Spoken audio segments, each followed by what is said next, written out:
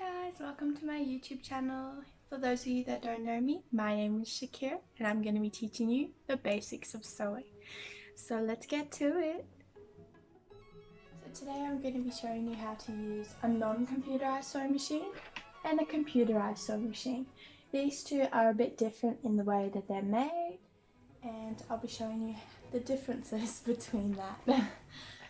So the first thing that you need is your pedal foot.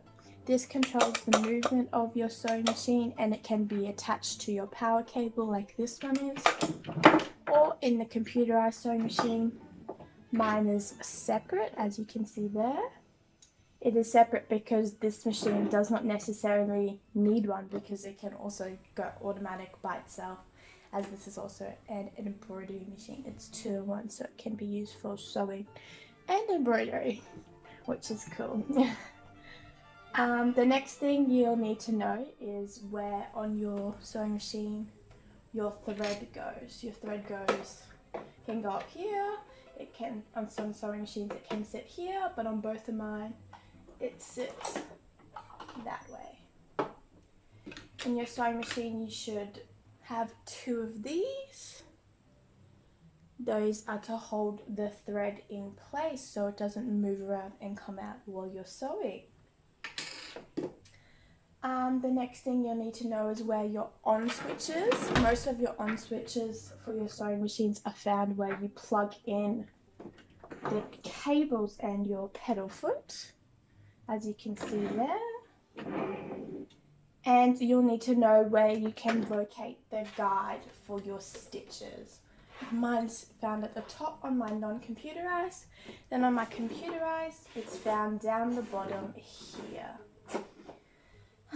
There's also the other differences between my computerized and my non-computerized. For my computerized, I have to pick what length I want and the width of the stitch, but my computerized sewing machine does that for you. You don't have to worry about that. Another thing is the tension, but don't touch the tension unless you know what you're doing. This is a no-no. Do not touch that unless you absolutely know what you're doing, and I'd recommend, if you're just starting out with a sewing machine, do not touch it. Absolutely do not touch it. And I think that's all the basic things you need to know about your sewing machine, so let's get to starting the stitches and how to thread. So this is the top of our sewing machine, and you want to grab your thread, and this goes into here.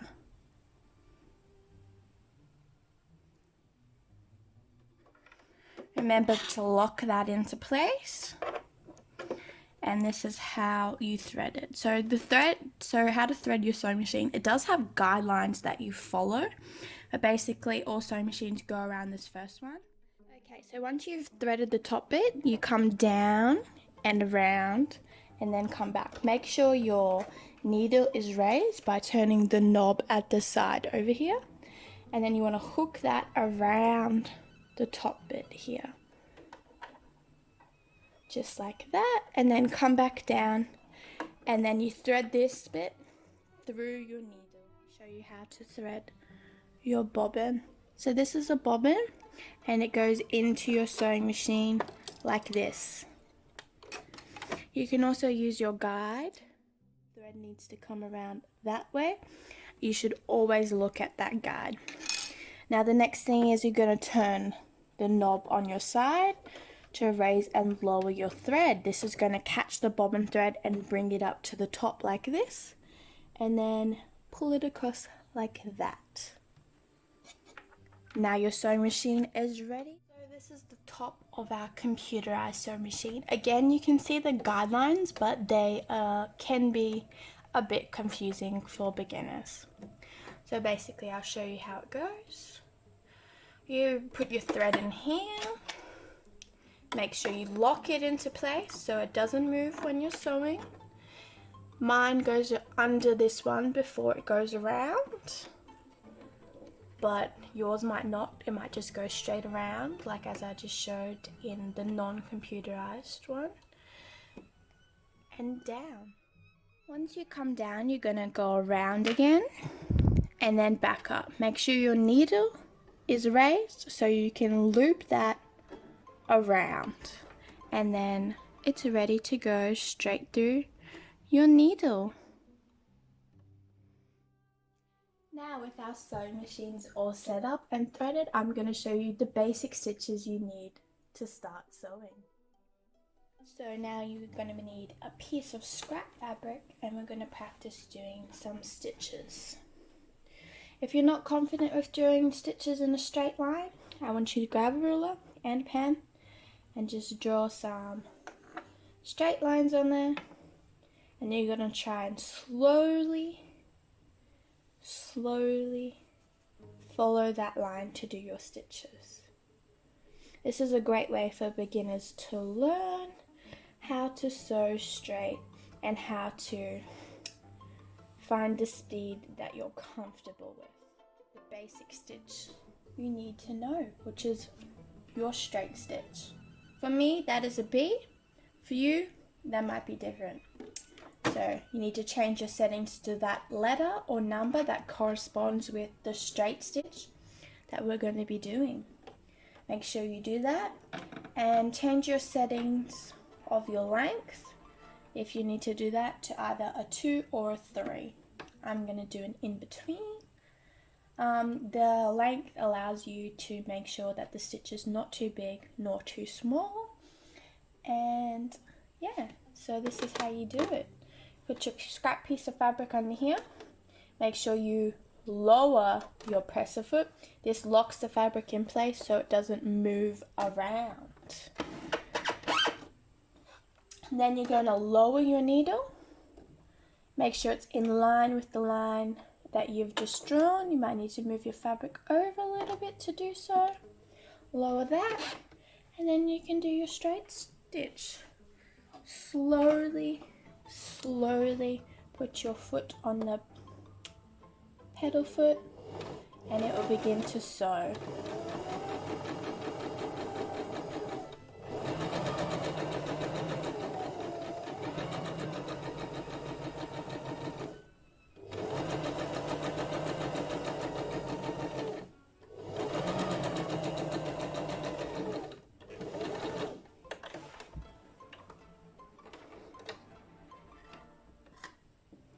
Make sure you cut those threads. And that is how you do a straight stitch. It looks pretty good. Now I'm going to show you how to lock in that straight stitch with the backwards motion. So again, line it up. Make sure your needle is lowered, your presser foot is down. Now you want to do a few stitches forward, then stop. Now you want to press on the button, that's your backwards motion. Go back those few stitches, then forward again. Keep going all the way till the end.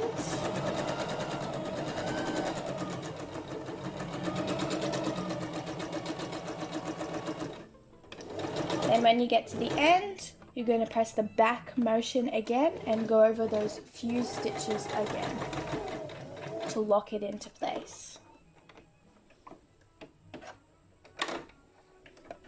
What happens when you lock it into place, you can see that it gets a bit darker than the one at the top.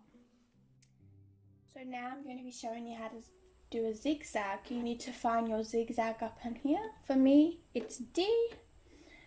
Make sure you change your setting to the D.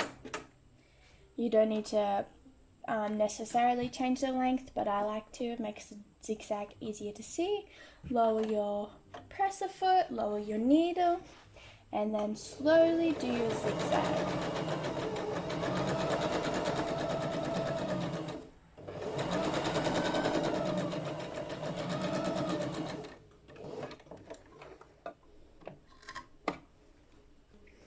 And that's what a zigzag looks like when you finish it. Last stitch I'm going to be showing you is how to do a base stitch. This is a stitch so you can hold your fabric in place and easily unpick it. So what you want to do is you want to turn your length of your stitch all the way up. On your computerized sewing machine you can do that. You just press the up button, which is located just under, I'll show you that in a second, on the sewing machine. So now lower your presser foot, lower your needle, and sew that straight line.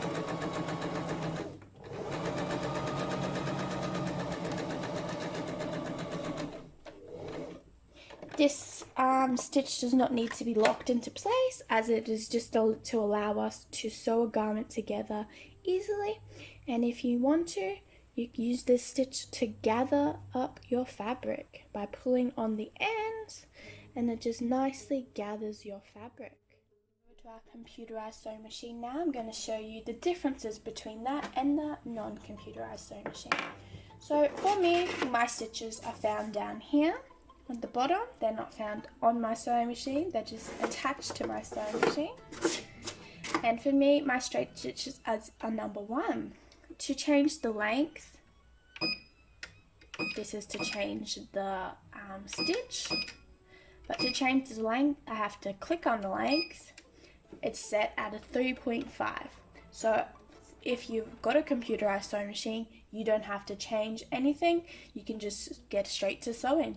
But to do a basting stitch with your straight stitch, you just turn that up to the maximum. The maximum mine can go is a 7, yours might be a 5 or a 6. And I think that's all the differences. Oh, there's another difference. My button is located down here to do the backward stitch. And that's about all the differences you need to know between the two sewing machines. Thank you for watching. I hope you enjoyed learning about different types of sewing machines, different types of stitches, and just learning more about your sewing machine. Please like and subscribe for more if you want to follow along on this journey of learning how to sew.